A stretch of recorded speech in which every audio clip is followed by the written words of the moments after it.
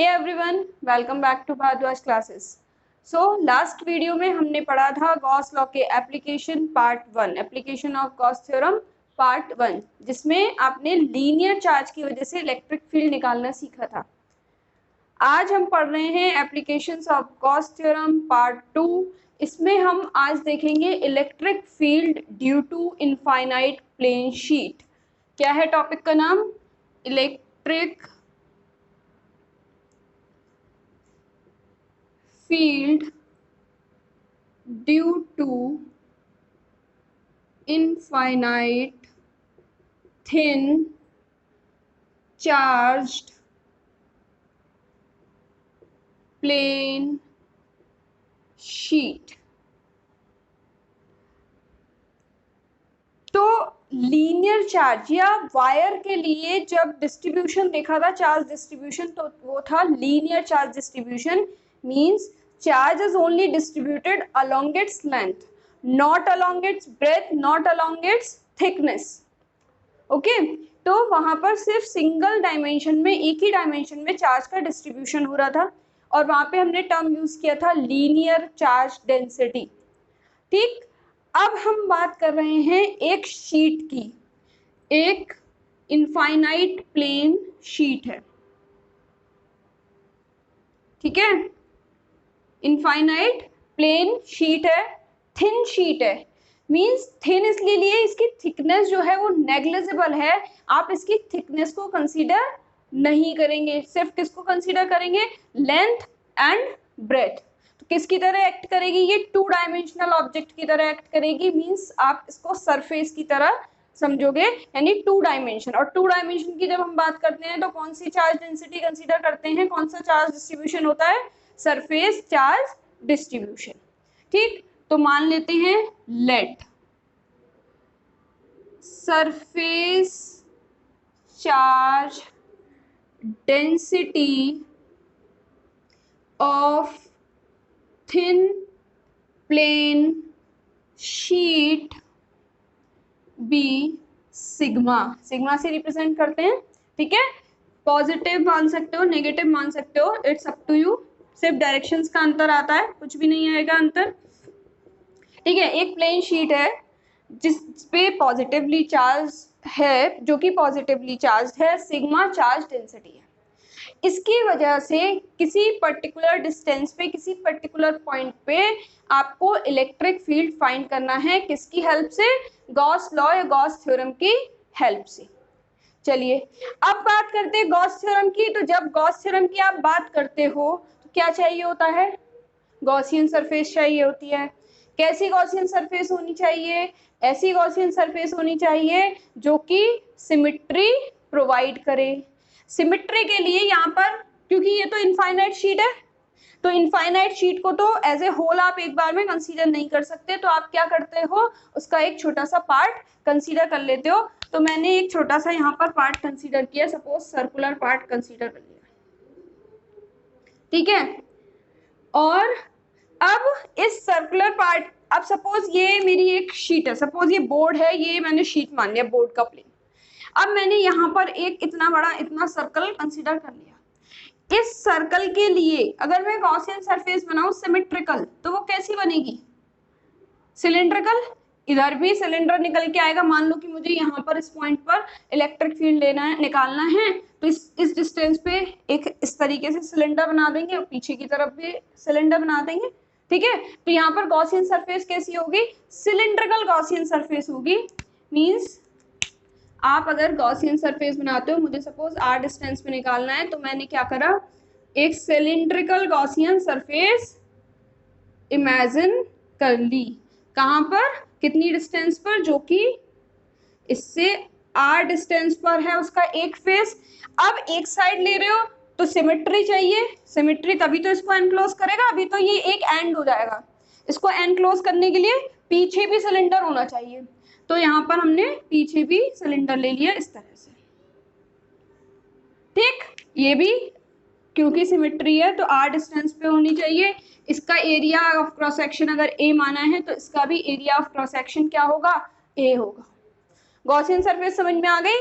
एक ऐसी Gaussian surface लेनी होती है जो कि उस चार्ज को एनक्लोज भी करे और सिमेट्रिकल हो। तो मैंने इतना पोर्शन लिया, इसके सिमेट्री में दोनों साइड क्या बना लिया, मतलब एक सिलेंडर कंसीडर कर लिया जो कि उसको एनक्लोज कर रहा है और दोनों तरफ से सिमेट्री प्रोवाइड कर रहा है।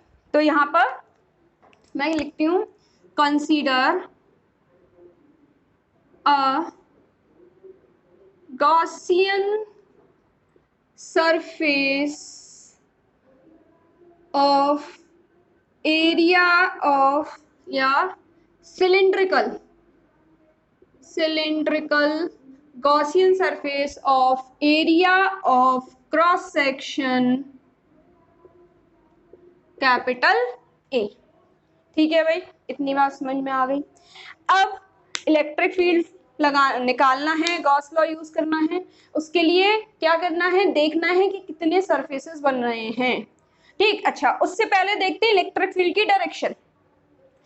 पॉजिटिवली चार्ज्ड है, इलेक्ट्रिक फील्ड की डायरेक्शन कैसे होगी, रेडियली आउटवर्ड। सपोज ये एक शीट है, this is a sheet, positively charge sheet, इधर भी पॉजिटिव है इधर भी पॉजिटिव है, क्योंकि थिकनेस तो कुछ भी नहीं है, नेग्लिजिबल है।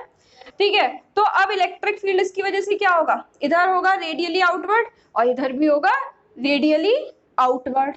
तो इलेक्ट्रिक फील्ड की डायरेक्शन देखें तो यहाँ से ये इलेक्ट्रिक फील्ड की डायरेक्शन हो जाएगी रेडियली आउटवर्ड एंड इस तरफ भी इलेक्ट्रिक फील्ड की डायरेक्शन हो जाएगी रेडियली आउटवर्ड। क्लियर है इतनी बात? ठीक, इसके बाद हम क्या करते थे, इलेक्ट्रिक फील्ड की डायरेक्शन देख ली, अब हमें एरिया वेक्टर की डायरेक्शन देखनी। एरिया वेक्टर की बात करो तो सिलिंड्रिकल सरफेस है, कितने सरफेसेस आते हैं, 3 सरफेसेस, 2 फ्लैट फेस और एक कर्व्ड सरफेस। इस वाले फ्लैट फेस के लिए एरिया वेक्टर की डायरेक्शन रेडियली नॉर्मली आउटवर्ड, इसके लिए एरिया वेक्टर की डायरेक्शन रेडियली आउटवर्ड, इसके लिए एरिया वेक्टर की डायरेक्शन रेडियली आउटवर्ड, इसके लिए रेडियली आउटवर्ड। ठीक है, तो हमारा पहला स्टेप इलेक्ट्रिक फील्ड की डायरेक्शन देख लो, एरिया वेक्टर की डायरेक्शन देख ली। अब क्या करना है, फ्लक्स निकालना है। तो यहाँ से suppose this is first, this is second and this is curve surface is third surface.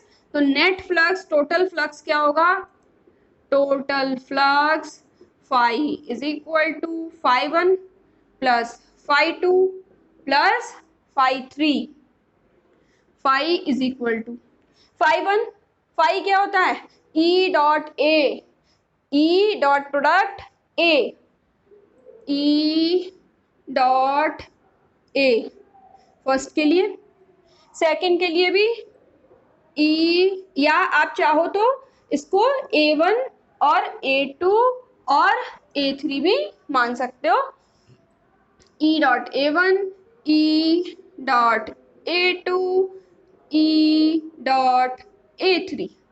ठीक है, फर्स्ट की बात करते हैं।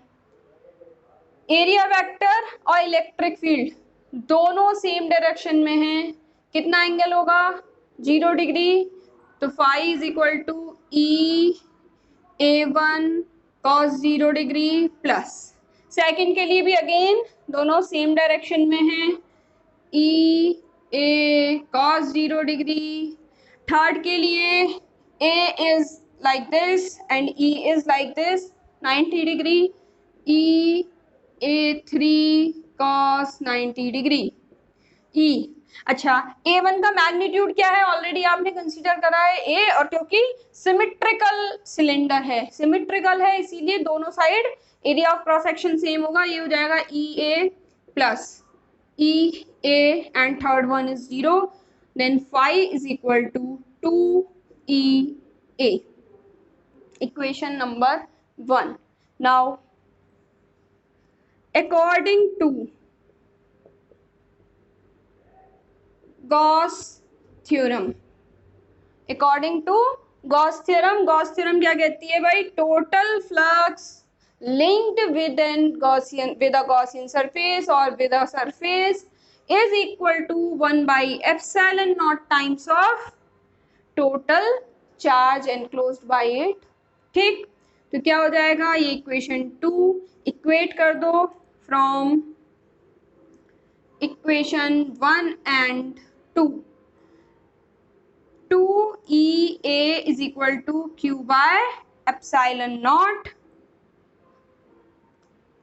E is equal to Q by 2 epsilon naught A.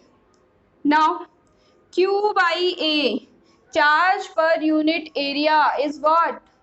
Surface charge density. E is equal to sigma by 2 epsilon naught. It is the magnitude of electric field due to infinite thin plane charged sheet. ठीक, अच्छा, अब ये E इस direction में भी होगी और E इस डायरेक्शन में भी होगी। आप चाहो तो इन वेक्टर फॉर्म लिख सकते हो। वेक्टर फॉर्म क्या हो जाएगा? E vector is equal to sigma by 2 epsilon naught n cap. यहाँ n कैप क्या है? n cap is the unit vector in the direction normal to the sheet. इधर से भी नॉर्मल और इधर से भी नॉर्मल। अच्छा जी, अब देखते हैं कि भाई ये जो इलेक्ट्रिक फील्ड निकल के आया वो किन किन फैक्टर पे डिपेंड कर रहा है। लाइन चार्ज के लिए आप देख चुके हो क्या आया था? E is equal to lambda by 2 epsilon naught r था, r inversely proportional to r था। ठीक है, अब यहाँ पर देखते हैं E इज इक्वल टू क्या है? Sigma by 2 epsilon naught. Sigma is constant term है, जितना आपने दे रखा है charge density. Epsilon naught constant, 2 constant, इसलिए it does not depend on the distance at which electric field is find out. किस डिस्टेंस पे हम निकाल रहे हैं उस पे डिपेंड नहीं कर रही। आप चाहो तो यहाँ निकाल लो, यहाँ निकालो, यहाँ निकालो, कहीं भी निकालो, पूरे रीजन में अप टू इनफाइनाइट मैग्नीट्यूड कैसा रहेगा? सेम रहेगा। सिर्फ किस पे डिपेंड करेगी? सिग्मा पे। सरफेस चार्ज डेंसिटी कितनी है? जितना ज्यादा अपने चार्ज शीट के पास है उतनी ज्यादा इलेक्ट्रिक फील्ड, उतना ही स्ट्रॉन्ग इलेक्ट्रिक फील्ड होगा, बट डिस्टेंस पे डिपेंड नहीं करेगा। क्लियर हो रही है इतनी बात? चलो भाई,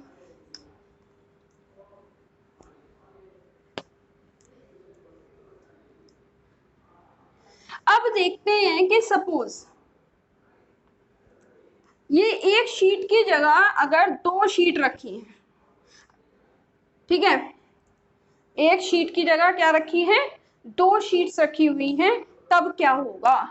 एक नेक्स्ट में यहाँ पर एग्जांपल आप कह सकते हो, सपोज 2 शीट रखी है, वन इज दिस, ठीक है, and other one is this. 2 sheet रखी हुई हैं, this is positively charged and its surface charge density is sigma 1 and this is also positively charged and surface charge density is sigma 2। Clear है? अब क्या करना है आपको? इलेक्ट्रिक फील्ड फाइंड करनी है। देखो अभी जब सिंगल थी, एक शीट ऐसे रखी हुई है सिंगल, जब सिंगल शीट रखी हुई है तब क्या है कि भाई 2 ही रीजन है, एक लेफ्ट एक राइट। आपने निकाल लिया इलेक्ट्रिक फील्ड, लेफ्ट में कितना होगा, सॉरी राइट में कितना होगा? सिग्मा बाई 2 एप्सिलॉन, लेफ्ट में भी sigma by 2 epsilon not. But अब 2 शीट रखी हुई है तो यहाँ पर क्या हो रहे हैं? 3 रीजंस बन रहे हैं, फर्स्ट सेकंड थर्ड। ठीक है, फर्स्ट एंड थर्ड, ये 2 रीजन कौन से हैं? जो आउटसाइड एरिया है, 2 शीट रखी हुई है दोनों के बाहर बाहर, और एक सेकंड रीजन कौन सा है? दोनों के बीच में। तो अब आपको क्या करना है? इन तीनों रीजंस पे इलेक्ट्रिक फील्ड इंटेंसिटी फाइंड करनी है कि इन दोनों शीट्स की वजह से कितनी इलेक्ट्रिक फील्ड इंटेंसिटी होगी फर्स्ट सेकंड और थर्ड रीजन में। ठीक है, इस कंसेप्ट पे रिपीटेडली क्वेश्चन पूछा जाता है, और मैं कहूँ कि अगर बोर्ड की बात करूँ तो ऑलमोस्ट एवरी ईयर। ठीक है, बार बार क्वेश्चन पूछा जाता है, थोड़ा बहुत चेंज होता है, हर टाइप का क्वेश्चन मैं अभी यहाँ डिस्कस करूंगी। तो पहला हमने लिया है कि 2 शीट रखी हुई हैं, दोनों पे अलग अलग चार्ज है एंड दोनों पे सिमिलर चार्ज है, दोनों पे पॉजिटिव चार्ज है। ठीक है, अच्छा, तो सबसे पहले स्टेप बाय स्टेप करना है क्वेश्चन को, बहुत ही इजी है, 3 मार्क्स आपके बिल्कुल फ्री है अगर इस कंसेप्ट को आपने समझ लिया। सबसे पहले रीजन आइडेंटिफाई कर लिए मैंने, कहा फर्स्ट सेकंड थर्ड। उसके बाद आपको क्या करना है, इलेक्ट्रिक फील्ड की डायरेक्शंस बनानी है। पॉजिटिव चार्ज है, आउटवर्ड आउटवर्ड, इस साइड आउटवर्ड, इसको मैं मान लेती हूँ सपोज E1, इस साइड भी आउटवर्ड होगा, इसकी वजह से मैंने मान लिया यहाँ पर भी जो होगा वो क्या होगा, E1 ही होगा। अभी अभी देखा दोनों साइड इक्वल होता है। अब इसकी वजह से देखो, चाहो तो दूसरा पेन यूज कर लेते हैं, इसकी वजह से ये भी पॉजिटिव है, ये यहाँ रखिए राइट लेफ्ट, इसके पूरे राइट में अप टू इन्फिनिटी सेम होगा, क्योंकि अभी अभी हमने देखा डिस्टेंस पे डिपेंड नहीं करता, ठीक है। अब इसके पूरे साइड लेफ्ट में क्या होगा, E2, इस तरीके से, ठीक। चलो आइडेंटिफाई कर ली डायरेक्शंस, फिर अलग अलग तीनों रीजन्स में हम निकालेंगे रीजन 1 की। अच्छा, E1 और E2 के मैग्नीट्यूड्स क्या होंगे, E1 का मैग्नीट्यूड क्या होगा, sigma by 2 epsilon not, and E2 का मैग्नीट्यूड क्या होगा, सिग्मा 2 बाई 2 एप्सिलॉन नॉट। अभी अभी देखा था आपने, ठीक। चलो अब देखिए फर्स्ट रीजन की बात करते हैं। For first region, first region की अगर मैं बात करूं, दोनों की डायरेक्शंस कैसी दिख रही हैं, E1 भी इधर जा रहा है, E2 भी आउटवर्ड है, E1 भी आउटवर्ड है, दोनों डायरेक्शंस सेम डायरेक्शन में है। सेम डायरेक्शन है तो क्या होगा, ऐड हो जाएगा, तो टोटल E जो होगा वो क्या होगा, सेम डायरेक्शन है तो E1 plus E2, sigma 1 by 2 epsilon naught plus sigma 2 by 2 epsilon naught, E is equal to 1 by 2 epsilon naught sigma 1 plus sigma 2, E in first region, ठीक है। चलिए सेकेंड रीजन की बात करते हैं। फॉर सेकेंड रीजन, ठीक, second region की बात करें, देखो अच्छा यहाँ पे और एरो बना लेते हैं समझने के लिए। ये कैसी जा रही है, इसकी वजह से आउटवर्ड जा रही है और इसकी वजह से इस तरफ आउटवर्ड जा रही है, ठीक है। अब यहाँ आपको कैसा दिख रहा है, दोनों डायरेक्शंस कैसी दिख रही हैं सेकेंड रीजन में, opposite, E2 in the left side और E1 in the right side. Opposite direction है तो क्या होगा, सब्ट्रैक्शन होगा, तो E इन सेकेंड रीजन क्या हो जाएगा, E1 माइनस E2 और E2 minus E1 depending on the magnitudes, हो जाएगा sigma 1 by 2 epsilon naught minus sigma 2 by 2 epsilon naught, E second हो जाएगा 1 by 2 epsilon naught sigma 1 minus sigma 2, ठीक। अब आ जाते हैं थर्ड रीजन में, ठीक है। अब थर्ड रीजन की अगर हम बात करें, थर्ड रीजन में अब अगेन देखो दोनों सेम डायरेक्शन है, E in third region E1 plus E2 sigma 1 by 2 epsilon naught plus sigma 2 by 2 epsilon naught, E in third region 1 by 2 epsilon naught sigma 1 plus sigma 2, ठीक है। तो यहां से आपको एक बात समझ में आनी चाहिए, क्या समझ में आई, अगर दोनों सिमिलर चार्ज हैं, दोनों पॉजिटिव हैं या दोनों नेगेटिव हैं, तो आउटसाइड रीजन्स में एडिशन हो जाएगा और मिडिल रीजन में सब्ट्रैक्शन हो जाएगा। क्लियर? नाउ अब मैं यहां पर एक स्पेशल केस ले लूं, स्पेशल केस क्या है, if sigma 1 is equal to sigma 2, ठीक है, if sigma 1 is equal to sigma 2, दोनों कैसे हैं, पॉजिटिव हैं या दोनों नेगेटिव है, अभी मैंने पॉजिटिव के लिए, आप नेगेटिव के लिए भी ले सकते हो, ठीक है। दोनों अगर इक्वल हैं तो देखो first region, for first region क्या हो जाएगा, E in first region 2 sigma by 2 epsilon naught, E in first region sigma by epsilon naught, E in second region subtraction हो जाएगा तो क्या हो जाएगा 0, और थर्ड रीजन में again sigma by epsilon naught. दोनों प्लेट्स पे, दोनों शीट्स पे अगर सिमिलर चार्ज है और इक्वल चार्ज डेंसिटी है, मिडिल रीजन में 0 इलेक्ट्रिक फील्ड मिलेगा एंड दोनों आउटसाइड रीजन में सिग्मा बाई एप्सिलॉन नॉट मिलेगा। अगर ये दोनों नेगेटिव होते, नेगेटिव सिग्मा तो क्या होता, मिडिल में अगेन 0 होता, दोनों side minus sigma by epsilon not. Clear हो रहा है? इस टाइप का क्वेश्चन आता है तो आपको, अगर पूरा डेरिवेशन टाइप है 3 मार्क्स का है तो फुल डिराइव करना है, और अगर 1 मार्क का क्वेश्चन है तो आप लर्न भी, मेमोराइज भी कर सकते हो कि भाई अगर दोनों सिमिलर हैं तो बीच में 0 होगा, अगर इक्वल एंड सिमिलर है तो बीच में 0 होगा, दोनों side sigma by epsilon not होगा, और अगर अपोजिट हैं तो वो अभी हम देख रहे हैं नेक्स्ट केस में। ठीक है,